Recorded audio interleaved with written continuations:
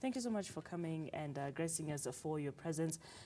Just to get right into it, define for us properly what affordable housing is and why is it so crucial in Kenya? Uh, Thank you, Nina. Maybe I'll start by saying hi to the audience out there. Affordable housing is one of the biggest topic right now, one of the big four, to start there. Yeah, the big four And agenda. I would say it is one of the most spoken about topic of the big four. To speak about what affordable housing means, this is basically housing that can be afforded or housing that someone with an income maybe of less than 50,000 can be able to afford. Maybe these are houses that are basically priced for low-income earners. Yes. Okay. And maybe to add on to that, basically these are houses that are meant for, I would say, majority of the people. If you look at data from the Kenya National Bureau of Statistics, you'll find that 74% of income earners in Kenya, and this is the formal sector, they earn less than 50,000. Yeah. 74%. That is a big percentage. And that's Yes. a very big number. Yes. So why is it crucial? How is it supposed to work? I mean, clearly it's a big deal. It's in the big four agenda. Yeah. Maybe even to give more statistics about Yeah, that, you'll find that according, and you have just mentioned, as per the World Bank report, Yeah. we have an accumulated deficit of 2 million houses, and every year we provide 50,000, and every year we need 200,000. I believe that is simple. And you'll find that it is very important for us to, or crucial to handle that challenge, because if every year we have 200,000, I would say, families or houses that are needed, and we are not doing anything about it, it will become a challenge later. Yeah. The other thing is the fact that every year you'll find that the population grows by 2.6%. This is approximately 1 million people per year. And as per one of the reports, it says that we are almost 50 million people in the country. Yes. So next year it will be 51. Yes. The other thing that is very important to note is the fact that because of the urbanization, people are coming from rural areas, coming to towns, looking for jobs. The migration. The same report tells you that 26% of our population lives in urban centers. And every year is growing by like 500,000 people moving from rural to urban centers. You'll find that if you don't address this issue, it will become a crisis at some point. So it is that important. All right, 500,000 people every year move from the rural area to the urban area. We have that migration going on. On top of that, we have 74% of the people in this country earning less than 50,000. That aside, we also have 200,000 homes that are needed every year that are not, there's no result. This is not achievable. It's not achieved. So my question is, how is this affordable housing agenda achievable, considering we already have all these challenges? Basically, one of the things I would like to say, I want to believe the government is doing it this time around, especially after the president highlighted as is one of the big four agendas. The government is giving it the right attention to start with. I feel it is sufficient for now, but I would say it is perfectly achievable. I think there are many plans in this country. Some of them never see the light of the day. We basically do very good plans. Then at some point we are not able to execute. The plans that I have attended forums personally, and looking at those plans, I would say they are achievable. But maybe highlighting some of the things that I feel must be done for this to be achievable and sustainable. Number one, you'll find that quite a number of people have bought plots. As we speak, like Username Investment does affordable land, and we believe we are helping the government achieve its objective. So I would suggest and I would urge the government to focus, especially on areas where people have bought these plots, to put up the necessary infrastructure. I'm talking about roads, I'm talking about electricity, and then I know there's last mile, basic amenity. I'm also talking about water. If you go to developing countries, like developed countries, like Mexico, at some point, you go there right now, you'll find that there's a radius of 80 kilometers from the CBD where most people live. So there's a much bigger population than our country. And I believe maybe we can look at where are people buying these properties and these plots, and maybe put basic infrastructure there. And very fast, there's also the issue of the cost of land. I believe the government owns quite a good amount of land near the city, and this one can be given up to developers to do that. There's also the issue of mortgages, make it affordable. When we talk about 75% of the employed people earning less than 50,000, we need mortgages that a person with 50,000 can be able to afford, so that they can partake the affordable housing that are being done by developers. How would you break that down? A mortgage that a person of 50,000, one who earns 50,000 shillings per month can afford?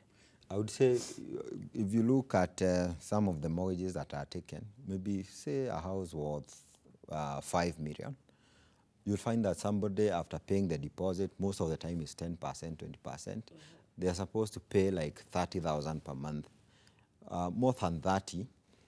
And one of the reasons why it is usually high is because the interest rates are much higher. And if you look at 14%, right now is 13.5%, you'll pay approximately 30,000 shillings if a house is worth 5 million, and the interest rate is about 6% as per my calculation. But if it is 13.5%, you'll find yourself paying the 50,000 you're earning. So I'm talking about a mortgage where you can pay, talk about 10,000, 15,000, then you pay even in 20 years. So interest rate is something that has to be checked. Number two, we also have to check that the houses we are offering these people, of course, are dignified and maybe affordable. I would say maybe less than 3 million as the government defines. That would be good. All right. Now, you've mentioned the different challenges that we might face when it comes to the implementation and the execution of affordable housing.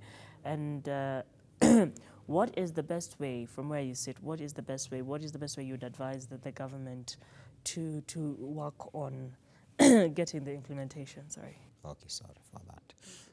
So I have highlighted several measures I believe the government can do. And one thing I would say, we have very good plans. Execution is key for these plans. You'll find very good plans sitting somewhere and gathering dust. I would say the government should do everything, number one, to execute. And I've talked about ensuring that we have infrastructure in areas where people are buying, I would say, plots. You find so many plots in Kajiado County, in Machakos County, in Kiambu County that people have already invested in. What is lacking there for people to start building is basic infrastructure. That's number one. Then ensure that we also speed up digitization, where it doesn't take me so long to get my title. You know that for you to construct a house, you need approvals. And sometimes when you don't have a title, it takes too long. It will also take me long to be able to build this house. There's also the issue of basic infrastructure, which I have also highlighted. I believe if this is addressed, this can be good. The other issue is also about partnerships, especially with the private sector. There's a good number of companies that own land near Nairobi. They can be given incentives to be able to construct. The last thing I would talk about, which is also important, there's a time, I don't know which year was this, when we did not have all these motorbikes you see on the roads. But at some point, the minister in charge at that point, I think it was Amos Kimunya, he zero-rated the importation of these motorbikes. And all of a sudden, everyone had a motorbike. And if you look at the figures right now, they're employing thousands of young people in Kenya. So I'm looking at affordable housing the same way. You need materials, and they are very expensive, especially the traditional materials that are used for building. I would say we can look for things where we can zero rate. Can ask ourselves, why is this house very expensive? And one of the things is that some of the materials you buy, some component is a tax component. Maybe you can zero rate some of them, so that when I want to build, it is so easy for me with the income I have to do it. So part of that $500,000 can be achieved that way. All right. And are there any policies, would you say the government is in support What would you actually advise when it comes to the laws and policies that you think, from where you sit here, you think would affect the implementation of affordable housing, especially on the private sector end? The public sector. I would say the law and the policies that are in place is not sufficient, if you ask me. One of the reasons why some procedures take too long, especially looking at land. There are laws that I would say are quite old. They were done long time ago. They don't fit. They don't fit. So you'll find that it becomes a challenge to most. You have to undergo a lot of approvals. Some of them, if you look at them critically for this age, they might not be relevant. So you'll find people have to, and I would say maybe that's one of the reasons why you'll find sometimes you find corruption in some areas, because the laws that we have are very hard for somebody who means well, or somebody who wants to move fast where construction of houses is concerned. So I would say some laws need to be reviewed, and I'm happy that the Lands Ministry have been doing that. They have been looking at some laws. I believe they are making some bit of progress, which I feel if they critically look at those laws that are irrelevant to us at this age, I think we can move very far. Because they are irrelevant anyway. Yes. Okay. Now, there's always this tug of war between when someone is trying to decide whether to purchase a already built house or to purchase land. What advice would you give such a person? That is right, Nina. You'll find that people don't know, do I need to build or do I buy a fully finished house? I would say this is circumstantial. It's not something I would say you follow one route or the other. Though I have a bias towards constructing your own house because of several reasons. Number one, it is not strenuous. It is not so difficult because you'll come to username, for example, you buy an affordable land. Maybe it is less than, most of the land is less than 400,000. So that is the first step, assuming you have some money somewhere. Then you can go to the next stage where you seek approvals, you pay some money, maybe after some few months. After 6 months now, you come back, you buy some materials. You basically go step by step. In a period of 3 years, maybe you'll have done your house. It gives you some time. Then the other thing is the fact that when you see these houses being sold, these are developer, these are government collecting taxes, there are so many professionals, there's a lot. So the developer has to make a markup. So basically you buy the house plus the markup. So there's also that advantage. When you build, you lower your own cost. The other thing is people have taste. You want this kind of a house. You want the kitchen to look like this. You want this TV to be there. You want such things. You have that flexibility to be able to design your own house. But at the same time, I also understand there are people who are working somewhere. Building your own house sometimes comes with a lot of challenges. You have to be available sometimes to supervise. Especially those who send money from abroad. Even when you are here in Nairobi, you might be sending money to your supervisor, maybe someone who is holding fort for you on the ground. They have to be trusted. It comes with a lot of back and forth. You need time. Sometimes you may look at the time value for money and realize that maybe the best thing for me is to buy a house. Maybe you're employed somewhere and you don't have all that time. That is good. The other thing about buying a complete house, sometimes many times you are doing gated community as developers. You find a developer will give you a swimming pool. They'll be able to give you some other amenities that you can't get on your an eighth of an acre somewhere. The deal is better at some point. The deal is better. And this only works if you don't have so much time to spare to go back to the ground and build. It's better to buy at that point. All right. But if you realize you can be able to hack it, you have some time, maybe twice a week, go and check your mjengo. It will save you a lot of money and you'll get exactly what you need. And you can do it step by step until you finish. All right. Well, there you've had it. It's better to build your own house, but if you really do not have time, go ahead and purchase a complete project. Now, what is the role of the private sector towards the achievement of affordable housing? The role is quite big if you look at private sector. We are developers. We usually contribute 50,000 houses every year. Most of them are not affordable, and that's why we need affordable housing schemes.